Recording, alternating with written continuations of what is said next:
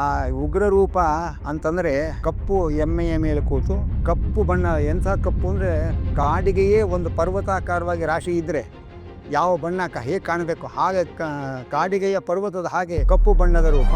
ಮತ್ತು 32 ಆಯುಧಗಳು, ಭುಜಗಳು, ಅದರಲ್ಲಿ ಥರಥರವಾದ ಆಯುಧಗಳು, ಮಿಂಚಿನಂತೆ ಕಂಗೊಳಿಸಿ ಕಣ್ಣು ಕೋರೈಸುವ ಬೆಳಕಿನ ಆಯುಧಗಳು, ಆಭರಣಗಳು, ಇಂಥ ಒಂದು ಕೋರೆ ದಾಡಿಗಳು, ಭಯಂಕರವಾದ ಕಣ್ಣು, ನಿಮಿರಿ ನಿಂತ ತಲೆಗೂದಲುಗಳು, ಇಂಥ ಒಂದು ಭಯಂಕರವಾದ ಒಂದು ರೂಪ ಇದೆ.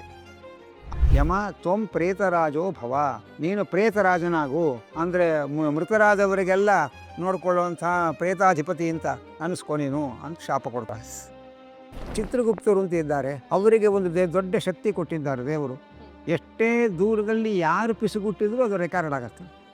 ಎಷ್ಟೇ ದೂರದಲ್ಲಿ ಏನು ಘಟನೆ ನಡೆದು ಅವ್ರ ಕಣ್ಣಾರೆ ಅದು ನೋಡುವಂಥ ಶಕ್ತಿ ಅವರಿಗೆ. ದೂರದರ್ಶನ ಚಕ್ಷುಷಃ ದೂರ ಶ್ರವಣ ವಿಜ್ಞಾನ ಅಂತ.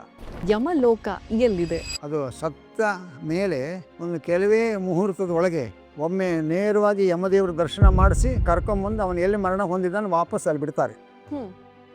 ಈ 10 ದಿವಸದ ಕಾರ್ಯಕ್ರಮಗಳೆಲ್ಲ ಆಗತ್ತಲ್ಲ, ಹೌದು, ಆವಾಗ ಆ 10 ದಿವಸದಲ್ಲಿ ಇವರೇನು ಪಿಂಡ ಪ್ರದಾನಗಳನ್ನೆಲ್ಲ ಮಾಡ್ತಾರೆ. ಅದರಿಂದ ಇನ್ನೊಂದು ಶರೀರ ಹುಟ್ಟುತ್ತೆ ಅವನಿಗೆ. ಅದು ನಮ್ಮ ಕಣ್ಣಿಗೆ ಕಾಣಲ್ಲ, ಒಂದು ಮೊಳದ ಅಷ್ಟು ಗಾತ್ರದ ಒಂದು ಶರೀರ ಹುಟ್ಟುತ್ತೆ.